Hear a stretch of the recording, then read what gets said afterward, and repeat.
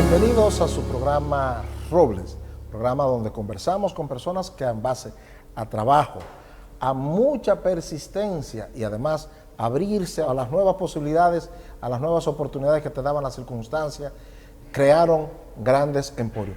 República Dominicana, uno de los grandes pilares en su economía ha sido el turismo. Y justamente hoy tenemos ese conversatorio con ese gran roble del turismo dominicano, Frank Rainieri. Cualquiera puede pensar que este hombre venía de una escuela de hotelería, que venía de una escuela de turismo, que su familia tenía. Él puede haber tenido alguna experiencia, pero no para el nivel de lo que ocurrió en Punta Cana. Señores, y yo me pregunto, ¿por qué no se me pudo ocurrir a mí? Parece que hubo mucho de casualidad en ello. O de visión, que es justamente una de las características fundamentales que tiene el desarrollo del turismo en la República Dominicana. Haber tenido una visión, haberla convertido en una idea y luego haberla ejecutado. Y eso lo vamos a ver en la historia de Frank Rainieri, que vamos a compartir con ustedes en este programa Robles. Veamos. Frank Rainieri es el fundador del Grupo Punta Cana. Es el responsable del desarrollo y la promoción del más importante destino turístico de la República Dominicana, Punta Cana. A mí me gustaría iniciar preguntándole a Frank Rainieri, ¿cómo fue su niñez? Mi niñez fue la de cualquier muchacho que vivía en Gascue. Íbamos en bicicleta a la Salle, jugaba pelota. Nunca fui un gran estudiante. Fui un estudiante promedio que se aseguraba de no quemarse para poder ir de vacaciones a San Juan de la Maguana, a las fincas, porque mi madre y mi padre siempre entendieron de que teníamos que tenerle amor al campo y a la naturaleza y conocer lo que es ese tipo de vida también. Siempre fui muy rebelde en mis actuaciones, yo tenía principios y valores y me enfrentaba. El 30 de mayo, ¿cómo lo vivió Frank Rainieri ese proceso? Mira, yo fui el más cómodo porque yo estaba afuera. Y naturalmente, no olvido que nosotros nos enteramos el 31, como a las 4 o 5 de la tarde, en el colegio, viendo las noticias.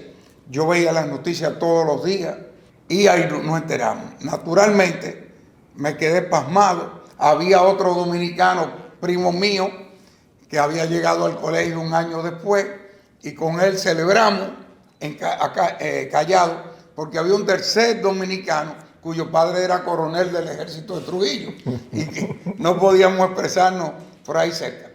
Y a prima noche, mi tío Manuel Inver, que estaba en el exilio en Puerto Rico, me llamó para decirme, Franquito, mataron a Trujillo. Digo, sí, lo vi en la noticia, tío Manuel.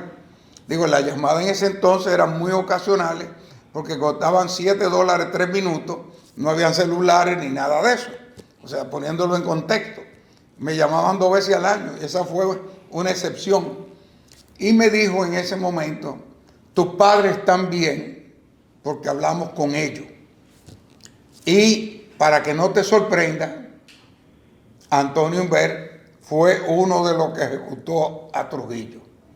Naturalmente, cuando me dijo eso, ahí sí se me puso la punta de los pelos, se me pararon, porque teníamos una relación de familiaridad y vivíamos a 4 casas. En ese momento, Antonio Inver, tu papá protege a Antonio Inver en ese proceso, en la familia. ¿Cuándo tú te enteraste de eso, de que eso ocurrió? Mi padre nunca habló de eso. Mientras mi padre estuvo vivo, nadie sabía, excepto contadas personas, que mi papá fue el que llevó a esconder a Antonio Inver. Mi papá nunca buscó gloria, ni reconocimiento, ni quiso aceptar nada que estuviera relacionado con el Estado, mientras alguien estuviera en el poder relacionado con él. Yo me fui de los primeros en enterarme por un hecho fortuito. En agosto, mi padre hizo que mi madre se distanciara de Tiaguachi. La noche del 30 de mayo, Lely, Oscar y Tony, los 3 hijos de Antonio Humbert y de Tiaguachi, se fueron a mi casa a esconder. Tiaguachi lo llevó, era un acuerdo que tenía mi papá y con Tío Antonio, de que la noche que ocurriera, los niños lo iba a llevar mi papá para su casa. Y cuando mi papá tiene que esconder a Tío Antonio porque no funciona la segunda parte del 30 de mayo, entonces mi papá le pide a mi mamá que le lleve de vuelta a los niños a Tiaguachi. Naturalmente, cuando mamá y papá tuvieron un pleito enorme, porque mi mamá decía, ¿cómo es posible que yo le haga eso a Guachi? Y papá le dice, tiene que hacerlo, pero no dice que él está escondiendo a Antonio Humbert. Y entonces, mi mamá va a regañadiente y Tiaguachi le dijo, de la última persona que yo esperaba eso era de ti. Mi papá le prohibió a mi mamá ir al 9 a visitar a Tiaguachi, que estaba presa. Mi mamá no entendía lo que estaba pasando, pero mi papá nunca le dijo lo que estaba pasando. Y entonces, cuando sueltan a Tiaguachi, mamá va a la procuraduría, se entera que la van a soltar, va a la procuraduría y cuando se acerca, Tiaguachi, indignada porque mamá se había comportado de esa forma, se voltea y no la saluda y se va. ¿Qué pasa? En agosto, unos días después, Tiaguachi sale del país con Lely, Tony y Oscar y van a Puerto Rico. Yo estoy en Puerto Rico donde tío Manuel, pasándome las vacaciones, no podía venir al país y yo estoy ahí con ellos, claro, era con quien más cercanía tenían de juventud. Y cuando, como a los 5 o 6 días a la semana, tío Manuel dice que mi mamá viene con mi hermano Fernando, Colorado. Y Tiaguachi le dice que le busque un apartamento, que ella se quiere mudar. Y tío Manuel le dice, pero Guachi, pero cabemos todos. Venecia viene por 10 días. No, búscame un apartamento. Al otro día vuelve y le insiste. Mamá llega y Tiaguachi no sale de la habitación. Y tío Manuel va a la habitación de Tiaguachi y le dice, Guachi, ¿qué te pasa con Venecia? Dice, yo no quiero ver a Venecia. Venecia se comportó muy mal conmigo. ¿Qué pasa? Yo estoy en un balconcito con Leslie, viendo, claro, aquí no habían edificios grandes, y era un 9º piso. Y estábamos viendo en la ciudad de San Juan desde el 9º piso. Y ahí escuchamos la conversación. Y tío Manuel le dice, Guachi, ¿qué es lo que tiene escondido a Antonio? Y ahí es que Tiaguachi y mamá se enteran de que quien tiene a Antonio Humbert escondido, quien lo ha llevado a esconder, es mi papá. Yo, por un hecho fortuito, no lo oímos y naturalmente nos dio terror y nos quedamos callados. Jamás hablamos de eso, porque no lo advirtieron. Dios libre que ustedes hablen eso, porque le va a costar la vida a todos. ¿Cuándo retorna Fran Rainieri a Santo Domingo? Yo regreso el 19 de diciembre de 1961 a mis primeras vacaciones al país y a tocar Bap, Libertad, Bap, Libertad, Navidad con Libertad. Ese país en el que Fran vive todo esto que tiene que ver con el fin de la dictadura, ¿cuándo Fran empieza a descubrir sus venas de emprendedor, de empresario? Porque hasta ahora lo que más parece es un político. Yo te hubiera visto como político en esa época. Sin lugar a dudas, los nexos familiares con el ambiente político, aunque tú no quieras, Te arrastra. te arrastra. Por eso, cuando me iba a graduar, me cuestionaba qué yo debo ser. Y mi primera inquietud fue ser militar y aplicar a la Academia Naval de Anápolis. Mi hermano mayor Luis, que se lo agradezco, me lo sacó de la cabeza. Entonces la segunda opción fue agrónomo, porque creía en el futuro agrícola de República Dominicana. Y en ese entonces, en el año 66, mi hermano Luis con algunos amigos, Peter Morales, Champatoriza, Leo Rodríguez, comienzan una pequeña compañía de tractores y avionetas de fumigación, con 2 tractores y una avioneta de fumigación. Y mi mamá me dice, vete a trabajar por la tarde. Termina la universidad a las 3, porque en ese entonces APEC era de 8 a 3 de la tarde. Inmediatamente, siendo un muchachón y estando estudiando, y ya yo al año era el que dirigía toda la operación aérea y de tractores. Ya la empresa había crecido a 7 aviones y ya teníamos 36 tractores. Y yo, a 18 meses después de haber comenzado simplemente haciendo numeritos, ya yo dirigía la parte operacional de la empresa. Y en eso llegan estos americanos buscando un lugar para poder hacer una escuela de marinos mercantes. El lugar que encontraron, Balaguer le dijo que ahí no podían porque él tenía un proyecto de la reforma agraria para sembrar arroz, que es la bahía de la Gina, aquí en Sabana de la Mar. Ellos sobrevolando la isla en avioneta, Balaguer lo autorizó a sobrevolar. En ese entonces, en este país no existían la cantidad de avionetas que hay ahora ni nada de eso. Nosotros en la compañía de fumigación teníamos una avionetica de 4 pasajeros y yo se la alquilé para que ellos volaran. Y en ocasiones fui con ellos. Y ellos vieron las playas del este. Decía, pero ahí no hay nada. Digo, no hay nada. Eso es selva. Y ellos decían, pero no es posible. Y entonces ahí ellos tienen la inquietud. Y me dice, averigua de quiénes son esas tierras.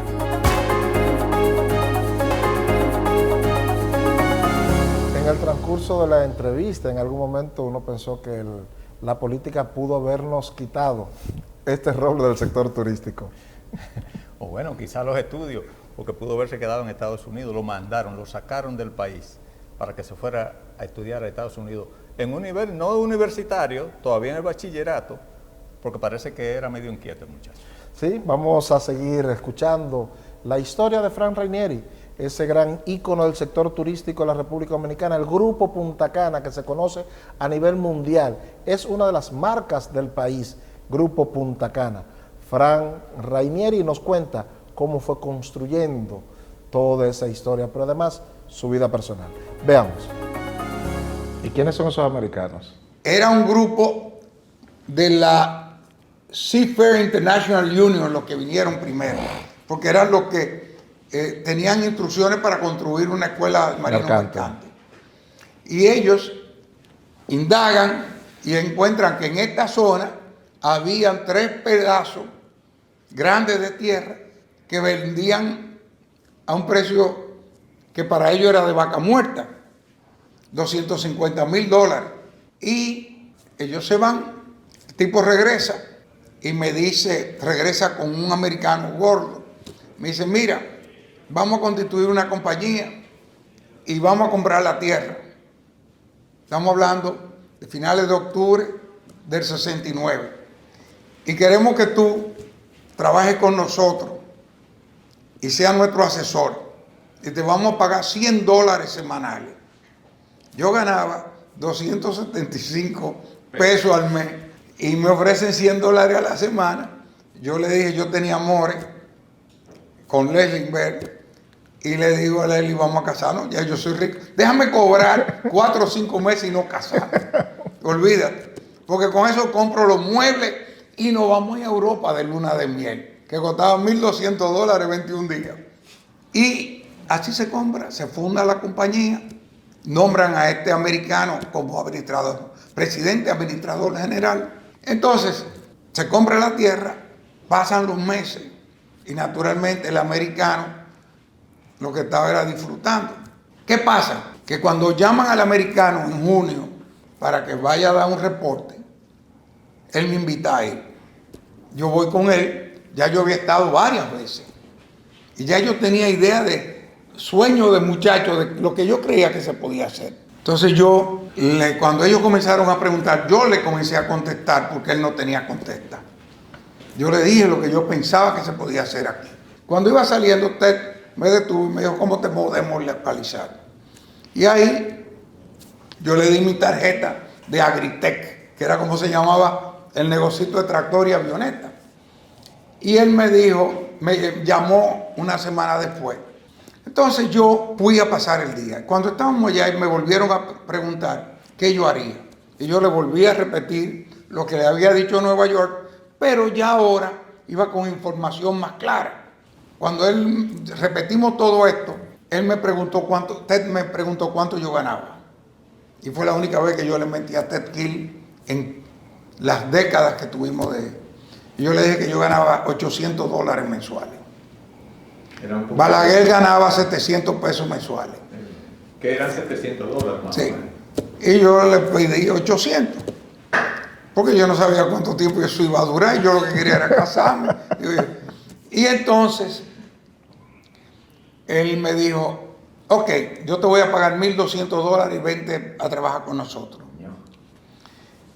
Naturalmente, $1,200 en ese entonces no lo ganaba mucha gente. Y las piernas me temblaban. Y él me dijo, ok, yo le dije que no. Y él me dijo, pero si te estoy pagando un 50% más de lo que tú ganas. Y yo decía, sí, pero yo siempre he dicho que yo no trabajo para nadie si no soy socio. Y Ted me dijo, bueno, te vendemos acciones. Digo, yo tengo 24 años, yo no tengo un chele. Dice, pero tu familia. Digo, mi familia es una cosa y yo soy otra. Y entonces me dijo, bueno, vamos a hacer lo siguiente.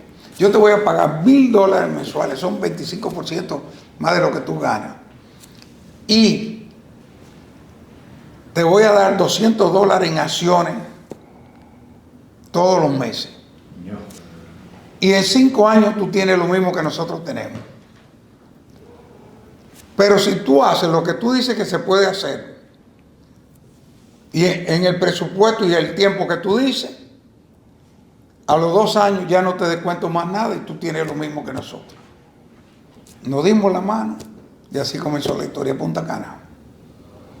Con un apretón de mano. Con un apretón de mano. No, eso fue en San Tomás. Eso fue en San Tomás. Y ahí entonces yo regresé, compré el tractor, busqué a mi primo Sancocho Marrancini que me diseñara y me construyera la casita con el ingeniero Máximo Bernal, mi primo Julito Suero para que me hiciera el acueducto. Yo no sabía de eso nada. Ellos eran ingenieros. Eran ingenieros. Yo tenía que buscar gente que supiera y en quien yo tuviese confianza, porque no podía quedar mal ante esta gente que apenas me conocían y estaban confiando en mí. Y inauguramos el 23 de octubre, el día antes de mi cumpleaños, de 1971, las 10 cabañitas, que nunca las terminé, pues la última se me acabaron los cuartos, en la Casa Club y la pistica de aterrizaje, y la bendición del Padre Camilo, hoy Monseñor Emérito de La Vega, que fue quien me bendijo esa cabañita. En ese tiempo, mientras Punta Cana estaba dando esos coletazos por ver si podía encontrar oxígeno, Puerto Plata estaba ascendiendo. ¿No veía eso? Bueno, Puerto Plata tenía el respaldo del gobierno dominicano. La ley de incentivos turísticos lo hicieron para Puerto Plata y Santo Domingo. No nos incluyeron a nosotros.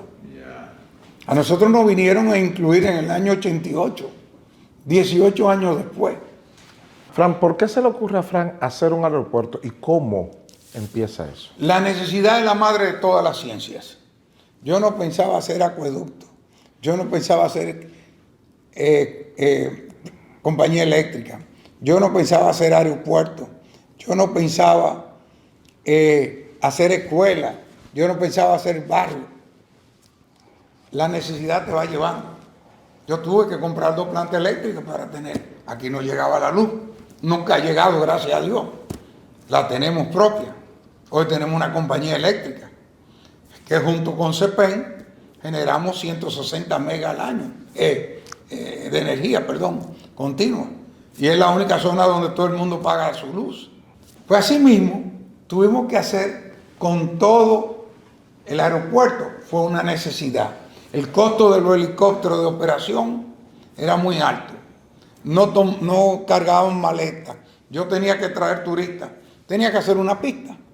La gente te soporta hasta 2 horas de distancia en un autobús del aeropuerto que tú llegas. Más de ahí no. Y las Américas estaba 4 horas. Especialmente lo que había que irse por Higüey, otra banda. Correcto. Era 4 horas. Entonces, necesitábamos un aeropuerto. Convencimos al presidente Balaguer, hizo un decreto autorizándome el aeropuerto. Lamentablemente después lo pararon y tuvimos con don Antonio, no logramos nada, y cuando el presidente Jorge Blanco tomó el poder, ya era presidente electo, pero no había tomado posesión, vino aquí. Él me preguntó, ¿pero qué tiene que poner el gobierno? Digo, nada. Pero los ingresos para el gobierno, los mismos que en la América. Y así fue. ¿Cuáles han sido las principales dificultades que ha tenido que vencer Frank Rainieri? Dificultades son los tiempos que nos toma conseguir las cosas. Nos tomó 7 años conseguir los permisos del aeropuerto. Construir el Punta Cana Yacht Club, los permisos nos tomaron 3 años para hacer un hotel. Cuando íbamos a hacer, cada etapa ha sido de periodos largos, porque no usamos relaciones políticas ni dinero para que las cosas se hagan fáciles. ¿Cuál es el consejo más persistente que le da Frank Rainieri a sus hijos en el rol que le toca ahora? Mira, no hay uno. Yo creo que lo importante es formarlo en la vida. Lo primero, que sean honestos, comenzando con ellos mismos. Segundo, que sean prácticos en la vida. Tercero, que sean perseverantes. Cuarto, que si no tienen amor y pasión por lo que están haciendo, lo dejen. Que si quieren ser jardineros, que los hermanos que se queden le paguen como el jardinero mejor pagado del mundo, pero como jardinero. Porque si tú no tienes amor y pasión por lo que estás haciendo, no lo intentes. No va a ser bueno nunca. Cuando yo escucho a la gente, a jóvenes, y lo he escuchado, que quieren estudiar una carrera porque es la que está dejando dinero hoy. Yo le digo, tú estás condenado al fracaso. Porque si tú no tienes amor y pasión por una cosa, tú vas a ser un mediocre y tú nunca vas a tener éxito. Nada, Fran, te agradecemos mucho que nos haya dedicado este tiempo. Será un recorrido por la historia de Punta Cana.